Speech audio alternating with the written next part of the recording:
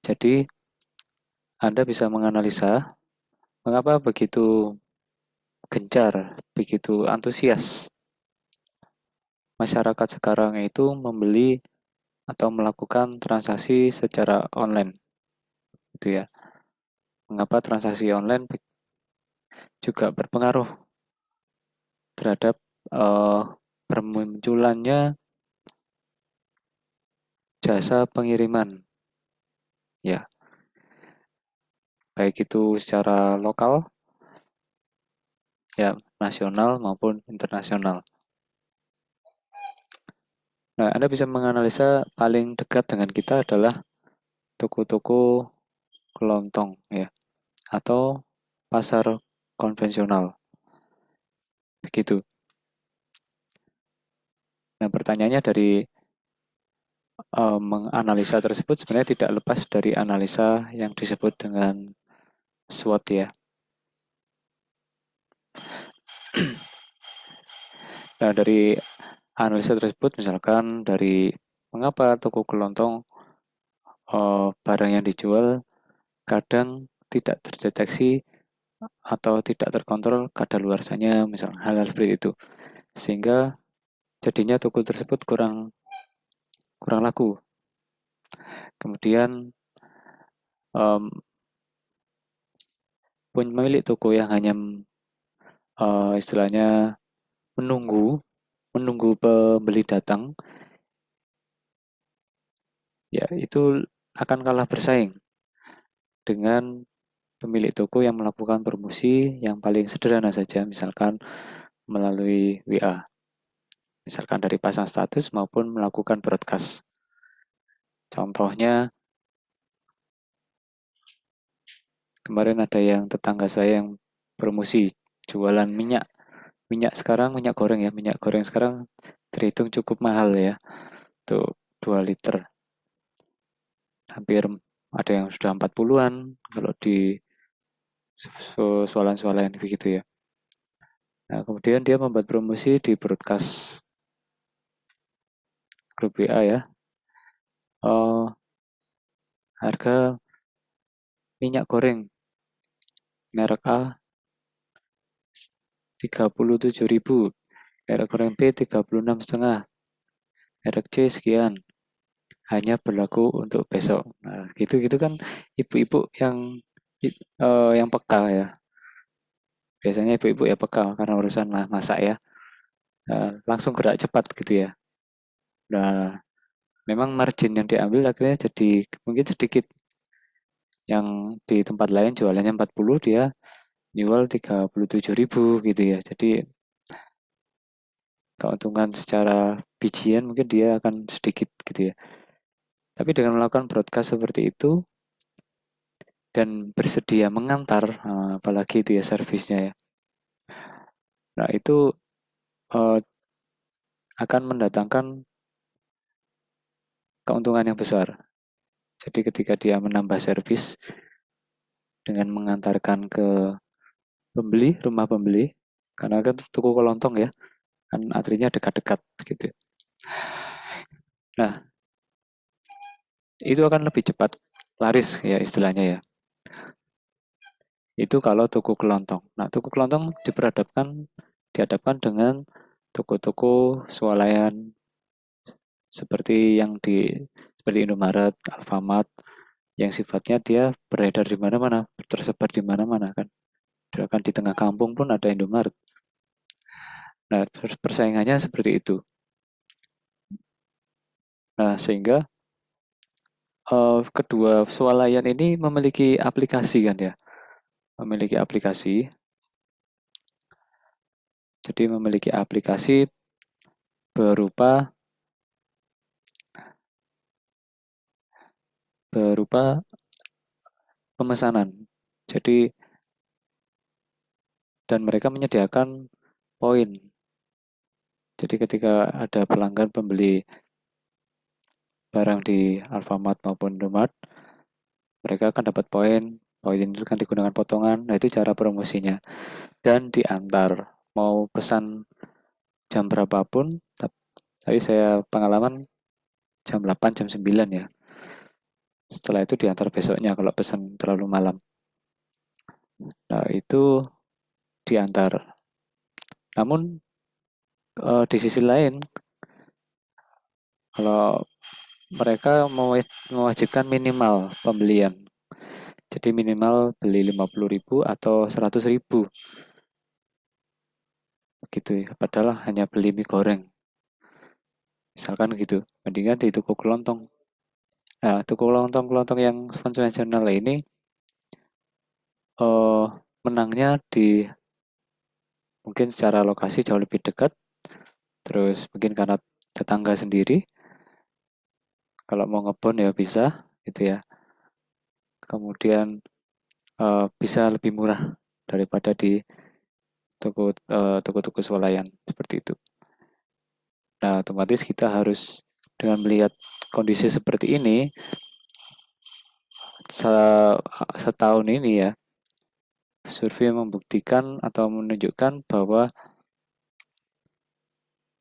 kebiasaan masyarakat untuk membeli atau belanja secara online itu tinggi sekali. Nah, itu artinya apa? Bagi pemilik usaha yang peka dan berani untuk mengubah metodenya menjadi berjualan secara online dengan segala strateginya akan mendapat keuntungan yang besar. Nah, sebaliknya bagi pemilik usaha yang tidak mau mengubah metode atau strateginya hanya dengan tetap berjualan menunggu bola datang seperti itu istilahnya, maka akan kalah bersaing gitu ya. Nah, sehingga strategi apa yang harus dilakukan? Apakah tetap diam saja ataukah harus merubah strategi gitu ya. Masalahnya yang dijual sama. Kalau dijual yang berbeda, dikit-dikit pasti orang yang datang kalau memang barangnya itu menarik dan memang unik dan dibutuhkan khalayak itu ya. Nah, ini kan di sebagian besar toko kelontong maupun swalayan itu jualannya hampir sama. Ya minyak, ya snack dan sebagainya. Bahkan lebih lengkap di swalayan begitu. Nah, di sini pada waktu Anda menyusun strategi bisnis perencanaan bisnis di awal pertemuan kuliah ini, ada yang membuatkan sistem mebel, misalkan SIM pembuatan pemesanan order atau order mebel, kemudian ada lagi coklat dan sebagainya. Strategi apa yang sudah Anda buat? Apa dasar menetapkan strategi tersebut? Nah, itu yang penting. Yes. Jadi kita sebenarnya akan membahas tentang strength, weakness, opportunity, dan threat.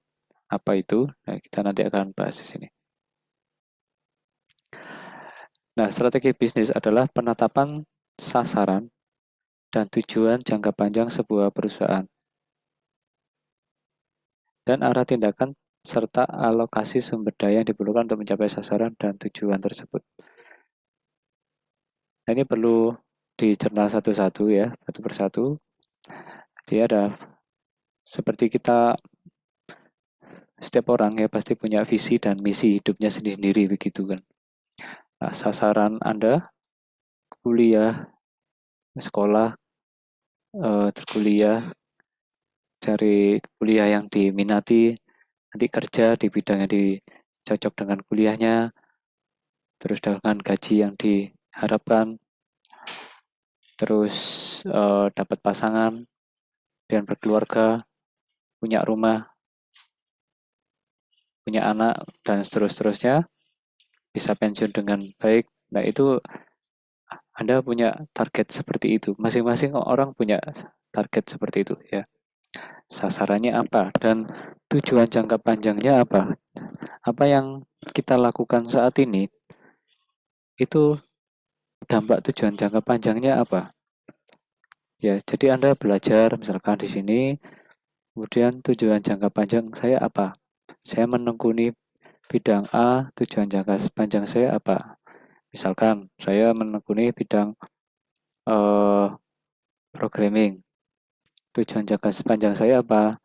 Ya setelah kuliah ataupun belum selesai kuliah, saya bisa eh, cari cuan atau duit misalnya ya melalui eh, menerima job membuat software atau ikut software house ya, jadi tim programmernya.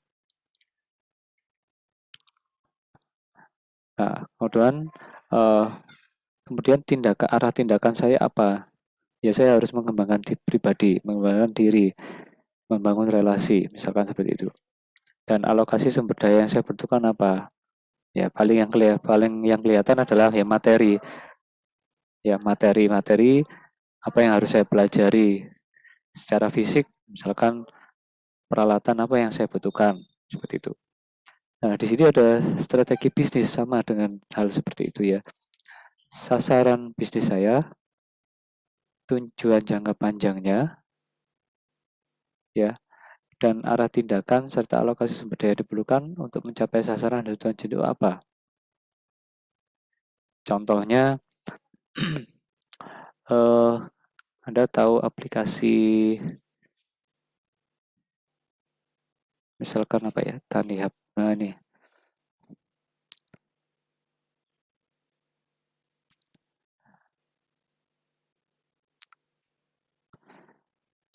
aplikasi Tanihub ini, kalau Anda yang sudah pernah nyoba atau menginstal di aplikasi di Android atau di handphone ya, jadi mereka memiliki apa itu yang disebut dengan hub yang bekerja sama dengan petani-petani lokal. Nah, mereka yang melakukan quality control sesuai dengan standar yang mereka tetapkan, ya, dan regulasi yang berlaku, sehingga muncullah di sini hub-hub ini ya. Nah, sehingga tidak perlu jauh-jauh mengirimnya gitu ya. Jadi area regional saja. Kalau Bali ya Bali, Surabaya, Malang, Pasuruan ya tidak terlalu jauh ya daerah-daerah ini. Artinya bisa jadi setiap hub ini bisa berbeda produk pertaniannya. Saya misalkan di daerah Surabaya, Malang, Pasuruan ya. Di sini ada macam-macam semua produk ini ya. Ada aneka kue kering, promo, hangat, telur unggas, buah, dan sebagainya. Nah, tujuan mereka apa? Ya, misalkan. Nah, sasaran mereka siapa? Sasaran target pasarnya misalkan ya keluarga gitu ya. Keluarga atau rumah tangga begitu. Kemudian tujuan jangka panjangnya adalah ya mungkin yang pertama dilihat dari produk-produknya dan metode kerjanya adalah memberdayakan petani lokal yang mendukung misi nasional dalam ketahanan pangan begitu ya. Jadi meningkatkan value dari produk taninya di daerah lokal yang mereka memiliki hub-hub ini. Nah, otomatis jika ada kerjasama antar petani dengan pemilik ya pengelola tani hub ini, otomatis mereka melakukan quality control yang luar biasa supaya uh, begitunya sampai di tangan konsumen, konsumen juga tidak kecewa begitu kan. Nah, dan jangka panjang sebuah perusahaan jelas akan misalkan yang pertama salah satunya adalah mendapat dukungan dari pemerintah ya karena membantu dari level dari lini petani ya hingga konsumen yang memang membutuhkan bahan-bahan dari petani. Nah, itu contoh ya, contoh tadi dari suatu aplikasi yang ada. Nah, dan ini menyediakan akan bersaing ya, menyediakan sarana untuk bersaing dengan toko-toko konvensional ya. grosir-grosir yang konvensional datang ke toko dan seperti itu. Nah, di dalam sebuah perusahaan ada tingkatan strategi. Yang pertama tingkatan korporasi, tingkatan multidivisi, tingkatan fungsional dan operasional. Yang pertama tingkatan korporasi, strategi perusahaan yang memiliki saham atau ownership beberapa perusahaan lain. Jadi ini sudah strategi bagaimana sebuah perusahaan dapat memberikan pemodalan, kemudian dengan cara kepemilikan saham di perusahaan lain yang sekian persen, gitu ya. Jadi bergabung dalam pengelolaan perusahaan tersebut. Dan ada tingkat multidivisi, merupakan strategi yang terjadi pada tingkat divisi atau unit bisnis, dan merupakan strategi yang menekankan pada perbaikan posisi bersaing produk atau jasa pada spesifik industri atau segmen pasar tertentu. Ya, jadi multidivisi ini lebih spesifik, misalkan dari divisi pemasaran, divisi produksi, ya kalau dilihat dari contoh yang saya buka ini, divisi pemasaran, divisi produksi, kemudian ada divisi kerjasama dengan petani dan yang lain-lain. Nah ini yang diurus apa? Ya merupakan strategi yang menekan pada perbaikan bersaing produk. Jadi yang di sini tidak hanya ada Tanihub ternyata ya. Misalkan ada sayur box. Nah ini. Nah, isinya sama. Sebenarnya sama. Ya, sama sebenarnya. Produk-produk yang dijual sama.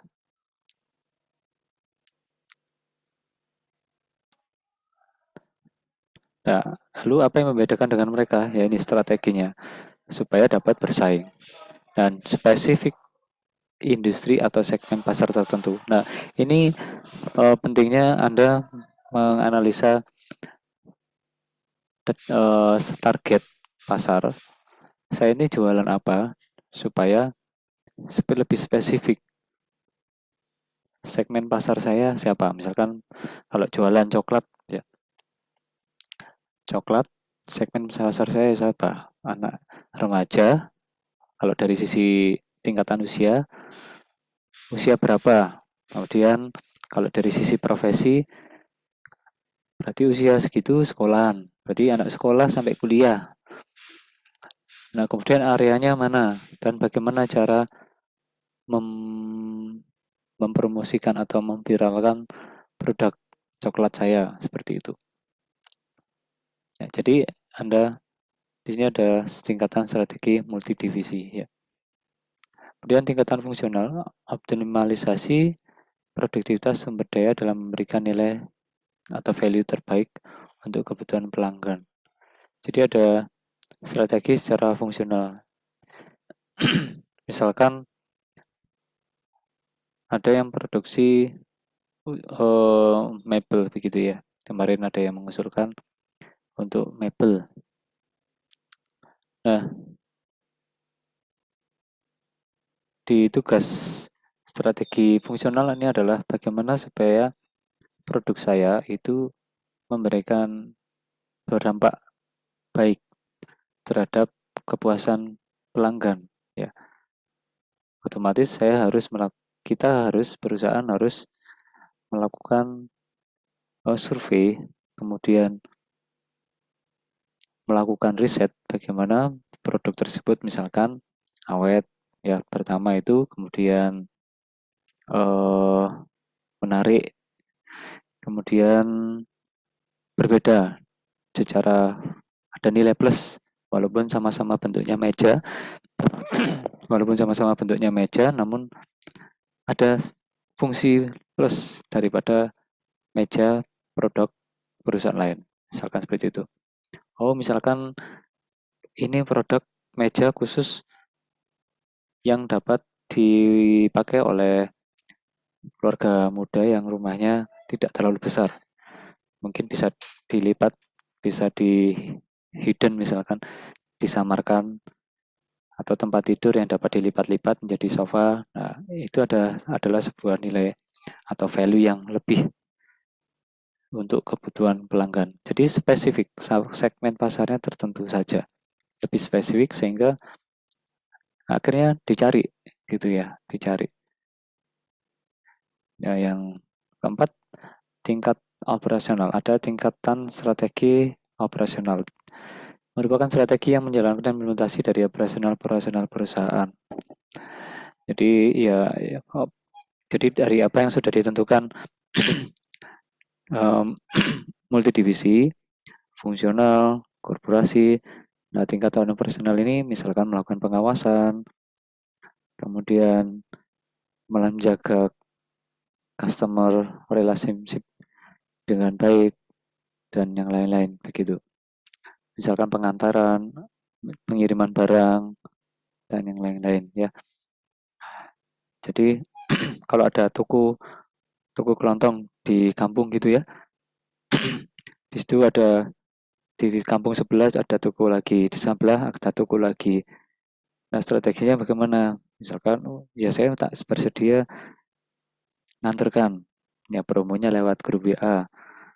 Ya, jadi grupnya ibu-ibu, khusus ibu-ibu misalkan, terus melakukan promo produk kebutuhan pokok dengan cara yang berbeda. Ya. Nah, apa itu yang disebut manajemen strategi? Ya. Manajemen strategi merupakan proses atau rangkaian kegiatan pengambilan keputusan yang bersifat mendasar dan menyeluruh, disertai penetapan cara melaksanakannya.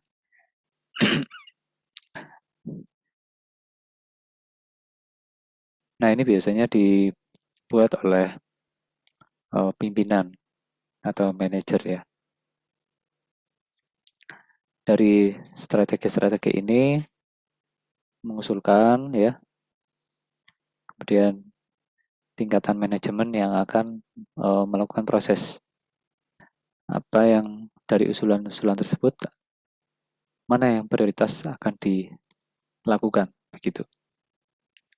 Nah, karakteristik masa depan manajemen strategi adalah berorientasi ke depan, jangka panjang. Ya, jadi kadang level manajemen berbeda dengan level staff dan di bawahnya ya. Kok nggak cepet aja langsung dijual dengan cara ini gitu ya. Nah, manajemen melihatnya berbeda. Kelihatannya mungkin memang lambat gitu ya. Namun ada strategi-strategi yang bertahap dilakukan sehingga itu bisa bertahan usaha tersebut lebih lama. Jadi intinya dalam membangun bisnis itu tidak tidak hanya soal membangun aplikasinya. Aplikasi itu hanya sebagai pelengkap supaya implementasi transaksi itu berjalan ya. Nah, justru ada di poin pentingnya adalah seberapa lama usaha atau bisnis tersebut bisa bertahan. Itu kunci pertanyaan ya. Pokok pokok intinya ada di situ. Bagaimana saya jualan coklat ini bisa bertahan lama? Rata-rata jualan coklat hanya muncul atau laris pas misalkan ada Valentine atau acara hari-hari tertentu, hari besar tertentu gitu ya. Nah, sekarang bagaimana supaya coklat itu tetap jalan? Ya, tetap jalan walaupun tidak terpengaruh musim. Ya, misalkan diolah dalam bentuk yang lain, misalkan brownies atau brownies coklat sudah umum. Nah, tapi ada lagi misalkan pia coklat, pia isi coklat. Kemudian ada lagi yang lain, pisang isi coklat. Nah, kalau pisang coklat ada tuh, pisang isi coklat. Nah, misalkan gitu. Atau pie dan yang lainnya. Ya, itu contoh saja. Nah, tapi membuat produk-produk yang terkesan viral tersebut seberapa lama bisa bertahannya? Ada lagi yang ada yang memang sudah berhasil membuat produknya viral, tapi akhirnya tidak terlalu lama menghilang di pasaran.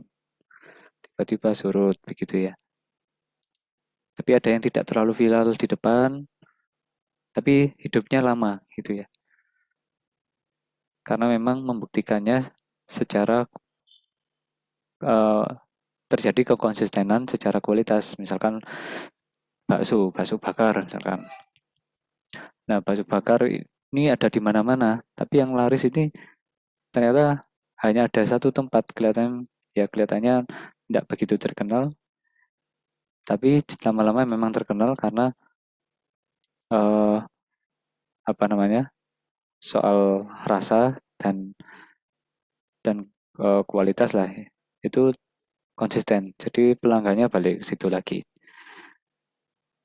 Nah, ketika menciptakan bisnis kuliner, apalagi kuliner dan yang pokoknya yang disenangi kaum milenial begitu ya, kopi lah atau apa itu caca atau yang lainnya jenisnya, cat kopi apa teh thai dan sebagainya. Nah itu terkesan memang viral gitu ya.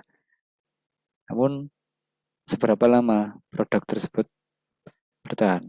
Ya, memang pada intinya produk-produk yang viral itu biasanya meniru dari yang sudah ada, misalkan dari Thailand dan sebagainya. Nah, diadopsi ke sini. Ya. Nah, namun ada yang bertahan lama karena memang ide pribadi, ide hasil survei gitu. Itu pun masih menemui kendala ya, karena kan tidak langsung viral ya, begitu. Nah, kemudian yang kedua berhubungan dengan unit bisnis yang kompleks. Ya namanya merintis suatu usaha, unit bisnisnya kompleks ya. Ini tadi sudah ada ya. Bagaimana cara memperbaiki dan bersaing dengan produk yang sama? Pasti ada yang sama ya. Kemudian bagaimana memberikan nilai yang baik, otomatis hubungannya ke bagian produksi, bagian R&D, agen riset ya. Kemudian bagaimana implementasi misalkan ke bagian marketing dan seterusnya. Ya ini inilah disebut dengan unit bisnis yang kompleks. Kemudian kebutuhan dan kejelasan tugas sangat tinggi seiring perubahan yang terjadi. Nah, kadang-kadang batas tugas menjadi tidak jelas. Ya, jadi memang antara tingkatan ini seringkali berhimpitan begitu ya. Yaitu butuh sinergi dan koordinasi secara manajerial. Nah, nomor 4, proses yang dijalankan tidak terpisah dari atas proses manajerial lain. Oke, itu udah jelas, ada target waktu yang jelas. Nah, ini untuk mencapai sesuatu, misalkan melakukan riset produk apa ya yang disukai oleh usia sekian sampai sekian di waktu yang longgar atau sambil kerja, sambil kuliah, sambil makan, sambil nyamil gitu kan ya. Kira-kira apa? Nah, mumpung sekarang perkuliahannya atau sekolahnya di rumah semua pakai Zoom ya, semuanya nyambi kuliah sambil nyambil nyambil makan gitu kan ya. Nah, itu jadi target pasar sendiri, bisa jadi target pasar sendiri kan. Promonya kuliah sambil makan, sambil nyamil gitu ya. Kamera di off kan atau diganti pakai yang lain gitu ya. Nah, ada target waktu yang jelas. Maksudnya apa?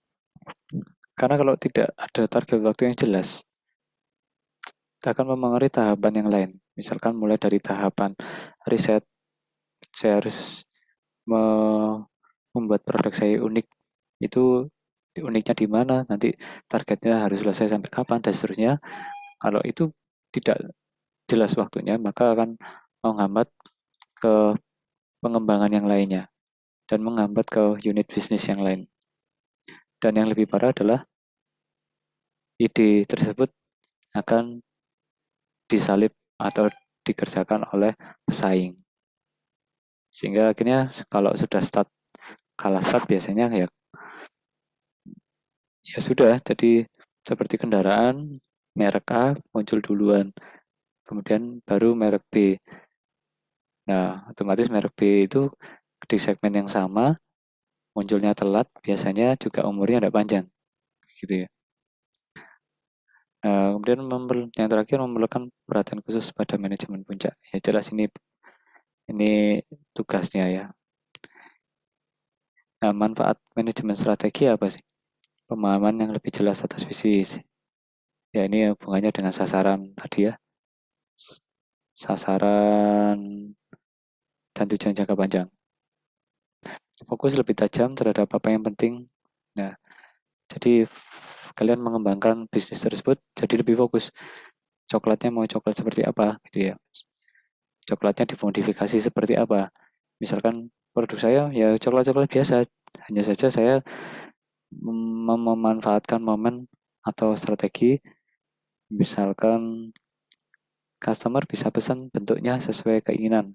Nah, dan diantar dalam waktu yang sekian jam atau dalam waktu kurang dari 1 jam jadi langsung diantar. Nah itu kan keren ya. Yang ketiga, pemahaman yang lebih baik terhadap perubahan lingkungan perusahaan yang lebih cepat. Jadi kalau sudah disusun sasaran, tujuan, jangka panjang tadi, dan yang lainnya, maka kalau ada perubahan di secara kebijakan pemerintah dan itu otomatis mempengaruhi perusahaan, penyelesaiannya akan jauh lebih tanggap ya. Perusahaan akan lebih tanggap dan lebih tepat dalam mengambil keputusan. Nah, faktor yang perlu diperhatikan oleh manajemen puncak. Nah, ini bagian pimpinan sebenarnya. Kalau kalian punya usaha, otomatis kalian yang di manajemen puncak ya. Kalian yang punya usaha. Ya, menentukan visi misi, mengembangkan profil perusahaan, pengenalan produk, analisis kekuatan, mengidentifikasi beberapa pilihan, memilih pilihan yang tepat, sasaran jangka panjang, memperhatikan pentingnya operasionalisasi, SDM, teknologi, bentuk tipe dan struktur organisasi, menciptakan suatu sistem pengawasan, penilaian terhadap sistem, menciptakan feedback. Wah, ini banyak sekali kan ya. Jadi ini tugasnya manajer. Nah, dari sisi teknologi sudah kita bahas kemarin ya, pengembangannya dan seterusnya. Nah, soal hal-hal yang lain, misalkan ini sudah analisis kekuatan atau yang kita sebut dengan istilah SWOT ya. Ini harus rutin dilakukan supaya tahu pasar itu maunya apa. Nah, begitu pasar maunya apa, pilihan-pilihan tersebut dapat diidentifikasi. Lalu menentukan pilihan yang tepat dari analisis SWOT tadi. Nah, sehingga jangka panjangnya seperti apa? Bentuk teknologi, pengawasannya seperti apa, monitoringnya. Ya, sistem monitoringnya bagaimana, menciptakan SIM, eh, aplikasi SIM ya untuk pengawasan atau bagaimana kemudian menciptakan feedback. Ya, nah, kalau Anda lihat di aplikasi-aplikasi e-commerce rata-rata atau bukan rata-rata ya sudah menjadi suatu fitur standar bahwa suatu sistem itu memerlukan umpan balik dari end user ya maupun internal. Ya, jadi ada eksternal, ada internal. Nah, bagaimana melakukan penyusunan strategi ya? Yang pertama, perumusan strategi, implementasi strategi, evaluasi pengendalian. Jadi ada beberapa tahapan ya. Perumusan strategi, pengembangan rencana jangka panjang untuk manajemen efektif dari kesempatan dan ancaman lingkungan dilihat dari kelemahan perusahaan. Ini terkait SWOT ya, opportunity dan threat. Ya, jadi perumahan strategi ini diawali dari SWOT. Pada implementasi strategi, proses di mana manajemen mewujudkan strategi dan kebijakannya dalam tindakan melalui pengembangan program, anggaran, dan prosedur. Jadi pada waktu kita membahas desain software, menyusun spesifikasinya, nah ini kita masuk ke implementasi strategi. Kemudian evaluasi dan pengendalian proses melalui aktivitas atas perusahaan dan hasil kinerja serta monitoring. Kemudian kinerja sesungguhnya dibandingkan dengan kinerja yang diinginkan. Jadi hasil monitoring dan evaluasi kinerja yang sudah dilakukan itu di, dibandingkan dengan kinerja yang diharapkan pada awal penetapan ini. Ya, jadi eh, pada saat menentukan proses bisnis, harusnya seperti ini, seperti ini, seperti ini. Poin-poin yang harus kita kerjakan. Nah, pada saat realisasinya, ternyata bagaimana kinerjanya? Ya, misalkan ternyata produk yang coklat yang dibuat tidak bisa disimpan lama gitu ya. Harapannya disimpan 2 minggu lah, ya 2 minggu misalkan coklatnya bertahan. Tapi belum ada seminggu sudah ada jamurnya misalkan gitu. Nah ini di luar dari kinerja yang diinginkan misalkan. Jadi perlu adanya monitoring dan evaluasi atau setelah dievaluasi dikendalikan bagaimana caranya untuk memperbaiki kinerja tersebut. Nah, kemudian untuk perumusan strategi ada tahapan analisis, ada lingkungan eksternal, kerja dan sosial. Ya, kalau eksternal terdiri dari variabel opportunity dan threat ya, yang berada di luar perusahaan dan tidak secara khusus ada dalam pengendalian jangka pendek dari manajemen puncak. Jadi ini dari luar ya, dari lingkungan, dari target pasar misalkan. Kemudian lingkungan kerja terdiri dari elemen-elemen atau kelompok yang secara langsung berpengaruh pada jalannya berorganisasi ya, misalkan internal ya, internal. Kemudian lingkungan sosial terdiri dari kekuatan umum, kekuatan yang tidak berhubungan langsung dengan aktivitas jangka pendek perusahaan, tapi dapat dan sering mempengaruhi keputusan jangka panjang. Misalkan kebijakan-kebijakan pemerintah. Ya, misalkan contohnya harga minyak goreng naik, ya nggak berhubungan langsung dengan aktivitas ini jangka pendek, tapi dapat mempengaruhi keputusan jangka panjang, ya kan? Kalau barang pokok ini naik, sekali naik biasanya susah turun gitu ya. Nah, otomatis saya harus mengubah strategi. Misalkan kalau memang jual kuliner, harganya dinaikkan atau porsinya dikurangi sedikit. Nah, gitu ya. Ya kalau beli kue jajanan orang keliling gitu ya, beli putu ya, beli putu, beli pukis yang di jalan gitu ya. Dulu harga 500 sudah dapat gede gitu ya. Habis sekarang 500 dapat ukuran separuhnya, cetakannya jadi kecil-kecil. Beli putu 10.000, ukurannya gede-gede. Sekarang isi gula merahnya aja dikit-dikit. Nah, itu pengaruh terhadap jangka panjang.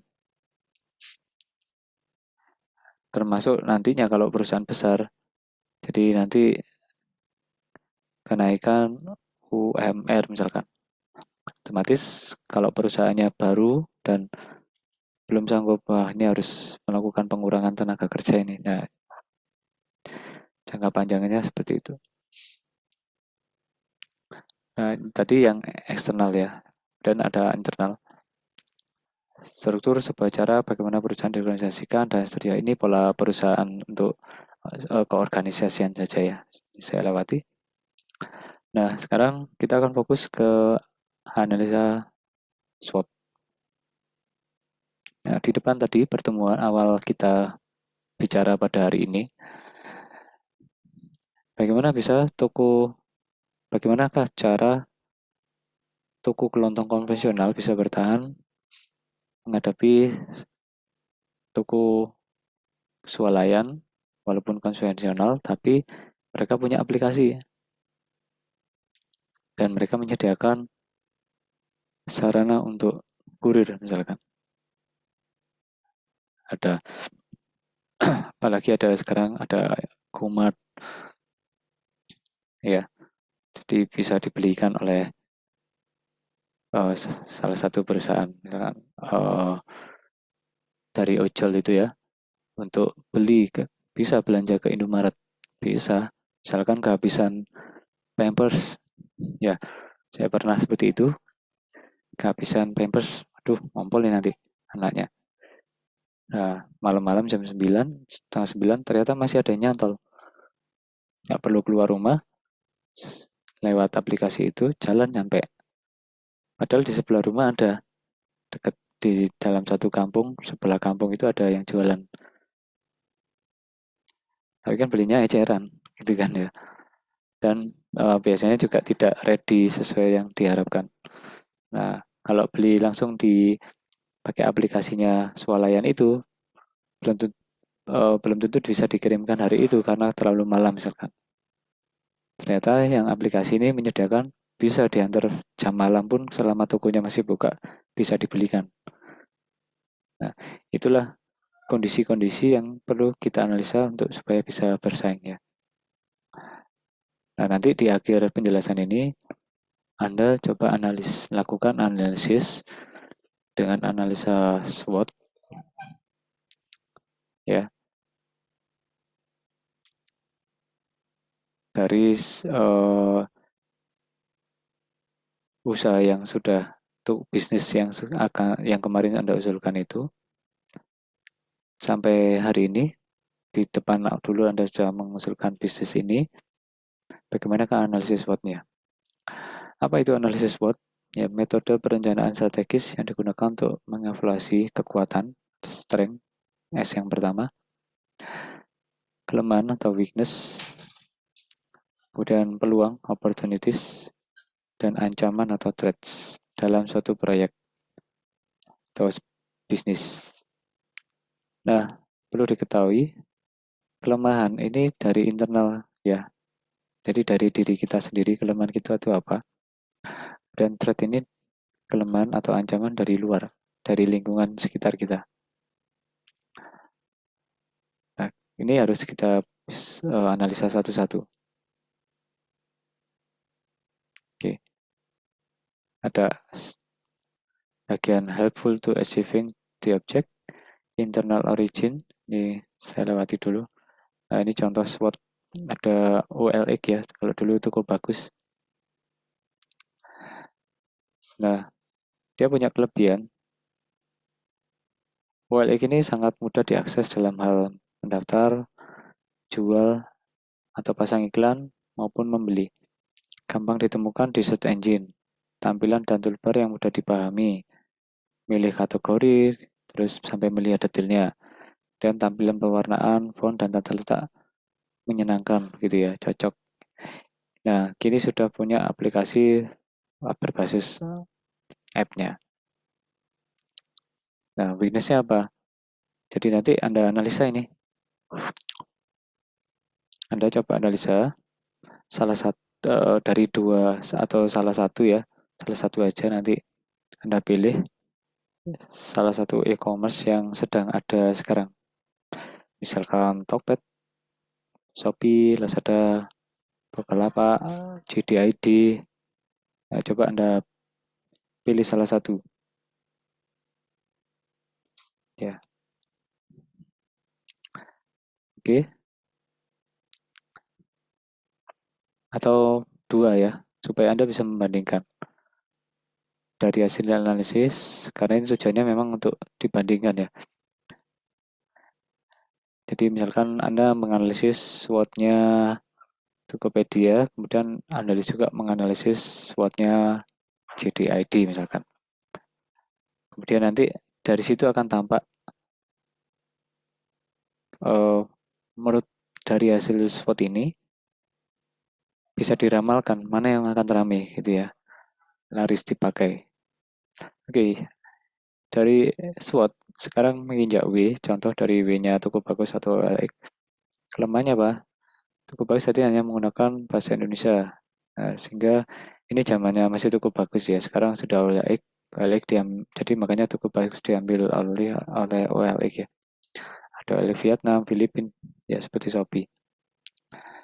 Nah, kelemahannya apa? Sangat rawan akan penipuan karena semua informasi dapat dipublikasi dengan sangat mudah dan gratis. Ya pada zamannya ini belum ada rekber ya.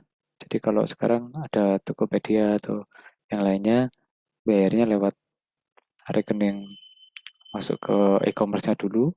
Kalau barang sudah sampai dan sesuai, cocok, bagus, diterima dalam keadaan baik, maka diteruskan oleh e-commerce-nya ke penjual, ya, uangnya. Ini weakness. Kemudian dari SWOT yang menginjak ketiga, opportunities. Ya, jumlah penduduk Indonesia ya cukup banyak kan ya, di Jawa, Kalimantan, dan semuanya, hampir semuanya tersentuh koneksi internet sekarang. Kemudian sifat penduduk Indonesia yang umumnya masih konsumerisme. Nah ini ya, ini peluang ya. Jadi banyak sekali contoh makanan saja.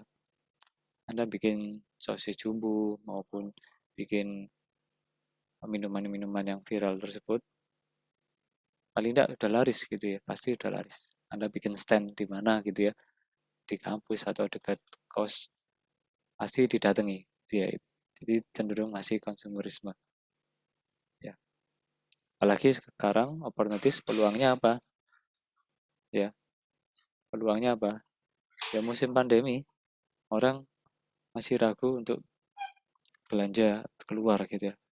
Karena mungkin sekarang tidak terlalu, tapi awal-awal pandemi dan masih memuncaknya, mereka takut ya. Nah, saking lamanya, ini sudah berjalan 2 tahun. Selama dua tahun itu sudah muncul kebiasaan untuk belanja online. Jadinya mau keluar itu agak males gitu ya. Sudah terbiasa dengan belanja online. Yaitu peluang ya yang bisa kita tangkap. Dan hampir semuanya mereka pasti sudah punya internet dan bisa mengoperasikan aplikasinya tersebut.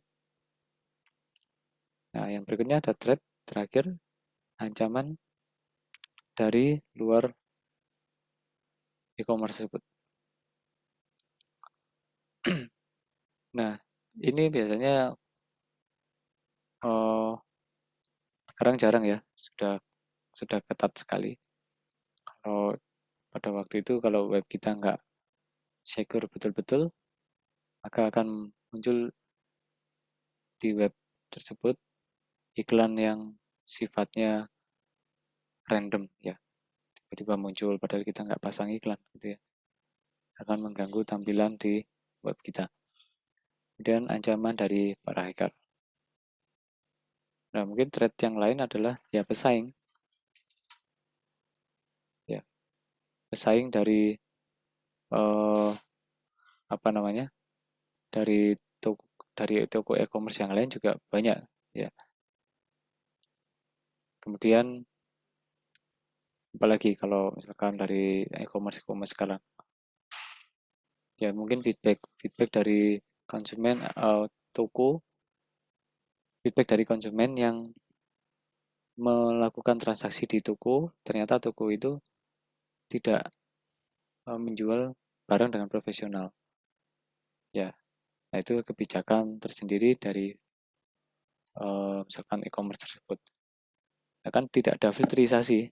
Misalkan di Tokopedia, kalau dulu tidak ada informasi, toko ini sudah tidak aktif 30 hari, itu tidak ada dulu.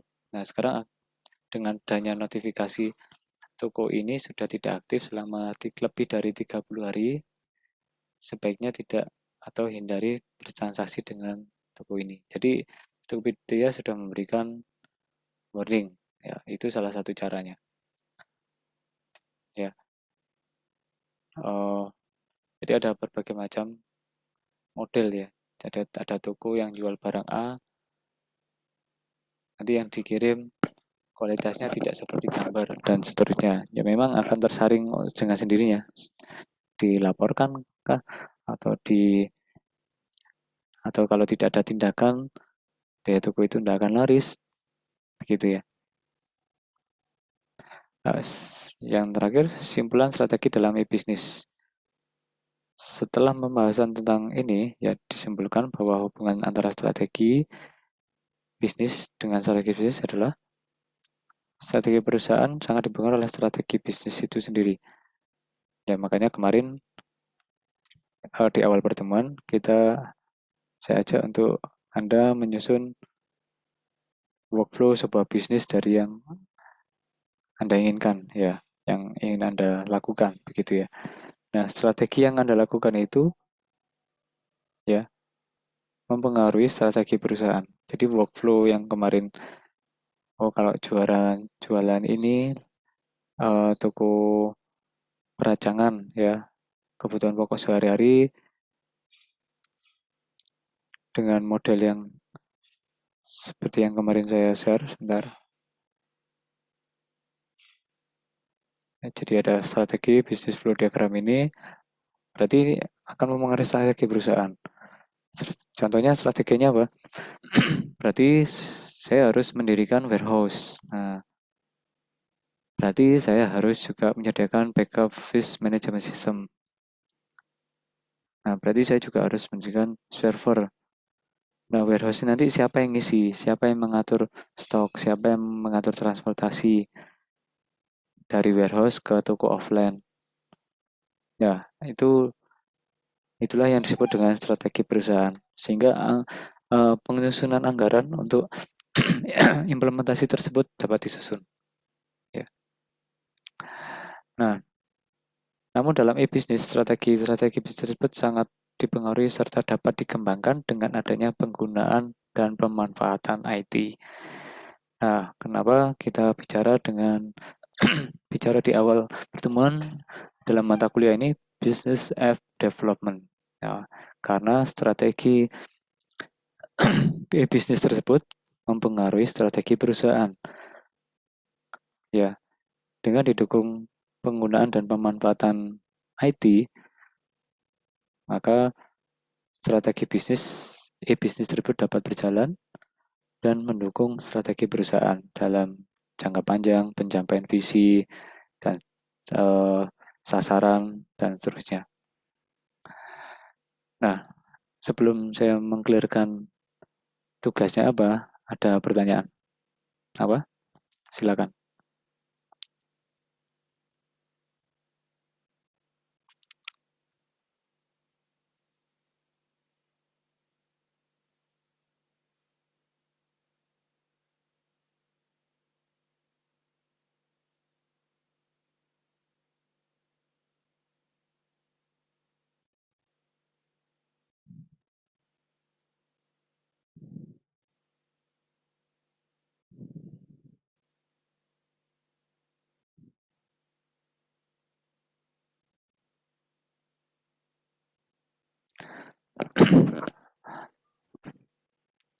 Ada pertanyaan?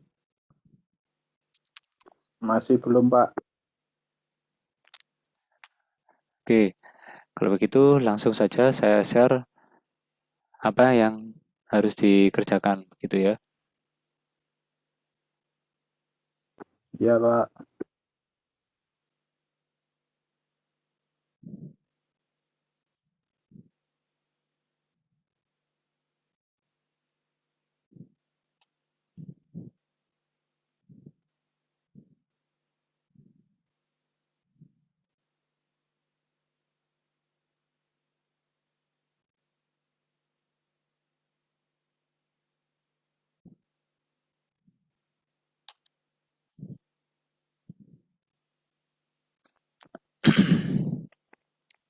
Oke, ini adalah nanti yang coba Anda kerjakan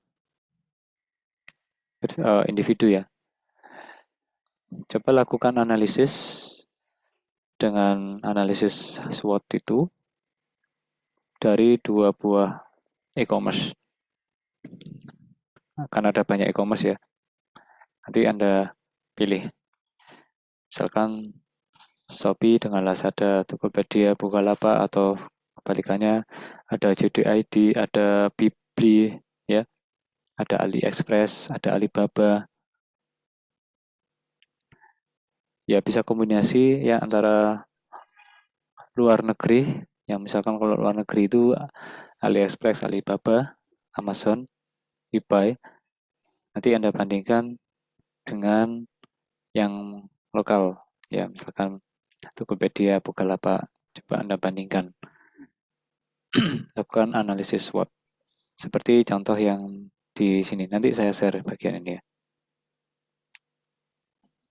Pak, itu untuk e-commerce-nya bebas ya Pak berarti? Oh bebas, ya. Ini kan nggak ada pilihannya. Nggak saya sebutkan, bebas. Oke, yaudah Pak, terima kasih Pak. Oke. Ada pertanyaan dulu, nanti saya posting absennya belum saya buka ya. Hari ini Untuk nanti, pengumpulannya di ikhlas Pak ya? Ini Pak ya, tugasnya. iya semuanya di kelas supaya tersimpan seterusnya. Saya buka, belum saya set, absennya juga belum saya set. Baik, PowerPoint-nya ini nanti saya juga sharekan. Ada pertanyaan lagi?